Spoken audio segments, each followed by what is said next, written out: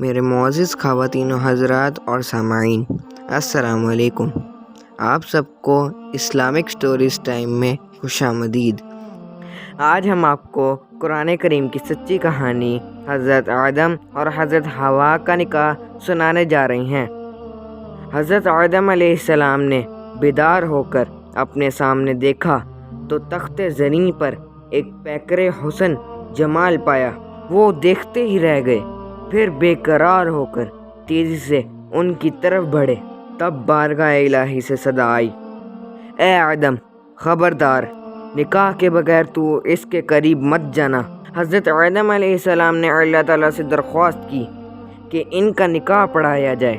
بارگاہ حق میں ان کی درخواست قبول ہوئی۔ ساتوں آسمانوں کے فرشتے جوگ در جوگ اس جگہ جمع ہونے لگے۔ پھر جنت میں اس پہلے نکاح کی ترکیب برپا ہوئی۔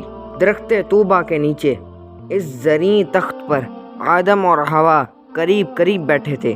اللہ تعالیٰ نے نکاح کا صیغہ پڑھا، حمد میری ثنا ہے، بزرگی میری چادر ہے، کل مخلوق میرے غلام اور لونڈیاں ہیں، انبیاء میرے رسول اور اولیاء میرے دوست ہیں، محمد صلی اللہ علیہ وآلہ وسلم میرے حبیب اور رسول ہیں۔ تخلیق کیا میں نے ہر چیز کو تاکہ وہ گواہی دے میری وحدانیت پر۔ اے آدم، تم اور تمہاری عورت جنت میں رہو اور وہاں کی تمام نعمتوں سے بے خوف و خطرہ استفادہ کرو، مگر ایک درخت کے پاس مت جانا، ورنہ پھر تم ناانصاف ہوگے، اور میرا سلام تم پر ہو اور میری طرف سے صحت و برکت ہو۔ نکاح کے بعد حضرت آدم علیہ السلام نے خدا کی حمد و ثنا کی۔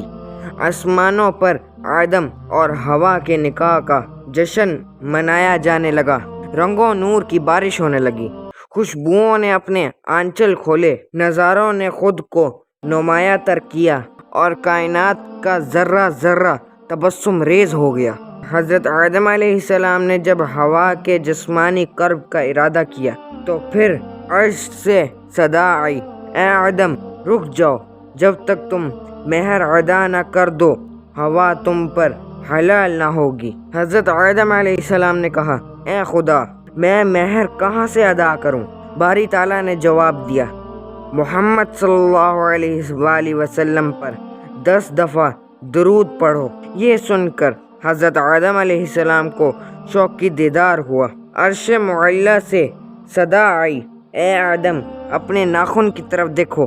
حضرت آدم علیہ السلام نے حکم کی تعمیل کی تو ناخن میں تشبیہ مبارک حضرت محمد صلی اللہ علیہ وآلہ وسلم نظر آئی۔ جوش میں حضرت آدم علیہ السلام دیکھتے رہ گئے اور بے اختیار زبان سے درود جاری ہو گیا۔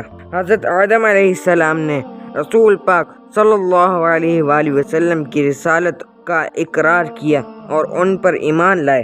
ان واقعات کے بعد حضرت آدم علیہ السلام کی نئی زندگی شروع ہوئی۔ وہ حضرت حوا کے ساتھ جنت کی نعمتوں سے لطف اٹھانے لگے، جہاں چاہتے جاتے، جو پسند ہوتا کھاتے۔ اللہ تعالیٰ کی حمد و ثنا اور اس کی نعمتوں سے استفادہ کرنے کے سوا انہیں کوئی کام نہیں تھا۔ اور یہ تھی حضرت آدم اور حضرت حوا کا نکاح۔ جلد ہی اگلی ایپیسوڈ کے ساتھ حاضر ہوں گا۔